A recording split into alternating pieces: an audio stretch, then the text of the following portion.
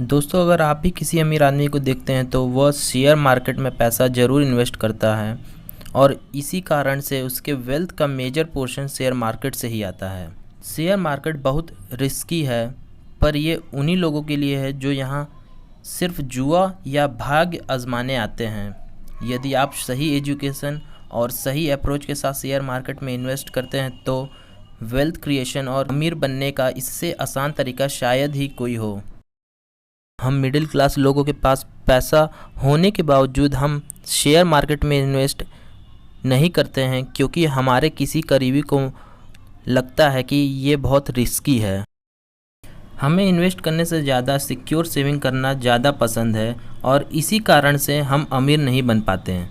और जो लोग इसमें इन्वेस्ट भी करते हैं उन्हें यह नहीं मालूम होता कि ये बेसिकली काम कैसे करता है, पैसे को कैसे इन्वेस्ट किया जाए, कौन से स्टॉक पर किया जाए और कैसे हम शेयर मार्केट से रेगुलर इनकम जनरेट करके फाइनेंस फ्रीडम पा सकते हैं। तो आज के इस वीडियो में हम जानेंगे कि कैसे शेयर मार्केट काम कैसे करता है, किस स्टॉक पर इन्वेस्ट करें, इन्वेस्टिंग एंड ट्रेडिंग क्या है और कैसे रिस्क को कम किया जा सके। अगर आप शेयर मार्केट में बिगिनर हैं या इसे डीपली सीखना चाहते हैं तो इस वीडियो को अंत तक ज़रूर देखें। मैं विश्वास दिलाता हूं कि इस वीडियो के आखिर तक आपका फाइनेंस और शेयर मार्केट का नॉलेज अच्छा हो जाएगा।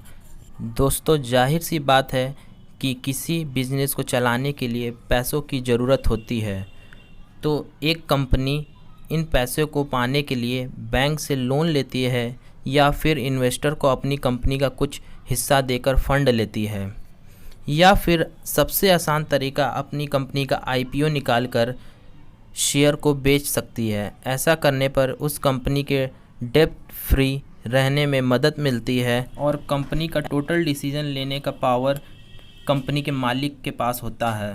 शेयर किसी भी कंपनी में आपकी हिस्सेदारी को बताता है। आप जितना शेयर खरीदते हैं आपको उस कंपनी का उतना मालिकाना हक मिलता है। इन्हीं शेयर को बेचने के लिए कंपनी को एक प्लेटफॉर्म की ज़रूरत होती है जिसे स्टॉक एक्सचेंज कहते हैं। स्टॉक एक्सचेंज एक प्लेटफॉर्म प्रोवाइड कराता है जहां सेलर कंपनी के शेयर्स को खरीदते या बेचते हैं। हमारे भारत में मुख्य रूप से 2 स्टॉक एक्सचेंज है। पहला तो नेशनल स्टॉक एक्सचेंज NSE है और दूसरा बॉम्बे स्टॉक एक्सचेंज BSE है। किसी भी शेयर्स की कीमत उसके डिमांड और सप्लाई पर निर्भर करता है, यानी कि अगर डिमांड ज़्यादा होगा तो कीमत भी ज़्यादा होगी शेयर्स की। अब हम जानते हैं स्नैक्सेस और निफ्टी के बारे में, जिसके बारे में आप न्यूज़पेपर एंड टीवी पर अक्सर सुना या देखा करते होंगे। यह एक इंडेक्स है। निफ्टी नेशनल स्टॉक एक्सचेंज में टॉप 50 कंपनियां और सेंसेक्स बॉम्बे स्टॉक एक्सचेंज यानी BSE से जुड़ा हुआ है, जिसमें टॉप 30 कंपनियां हैं। ये अलग अलग सेक्टर से जुड़ी हुई शानदार प्रदर्शन करने वाली कंपनियां हैं। अब हम बात करने वाले हैं कि शेयर मार्केट से पैसा कैसे कमाएं। दोस्तों, स्टॉक मार्केट में पैसा कमाने के बहुत से तरीके हैं, जैसे कि इन्वेस्टिंग, ट्रेडिंग, म्यूचुअल फंड और कमोडिटी।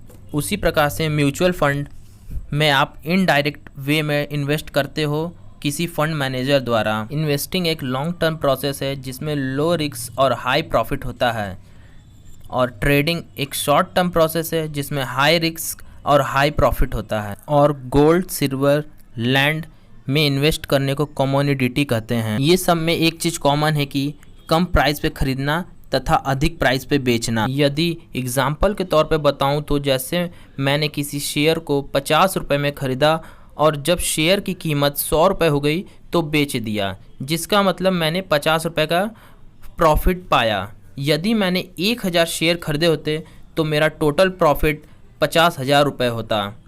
किसी भी कंपनी का शेयर प्राइस डिपेंड करता है उस कंपनी के परफॉर्मेंस, फंडामेंटल और समय पर।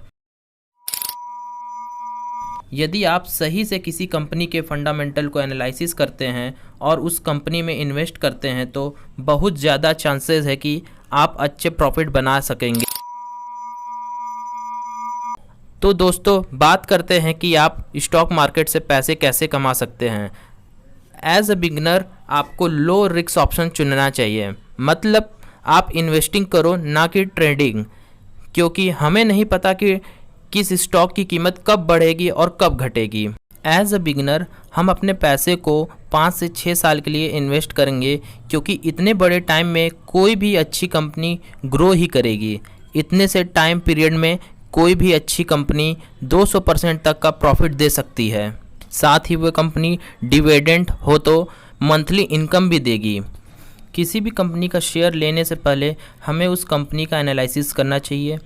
ये एनालिसिस 2 तरीके से होता है, पहला टेक्निकल एनालिसिस और दूसरा fundamental analysis. Technical analysis trading के लिए होता है, जिसका मतलब कि हम शेयर्स के प्राइस को जानते हैं, साथ ही ग्राफ और मार्केट न्यूज़ से हमें यह पता चलता है कि उस कंपनी के शेयर की वैल्यू बढ़ेगी या घटेगी। फंडामेंटल एनालिसिस केवल इन्वेस्टिंग के लिए होता है।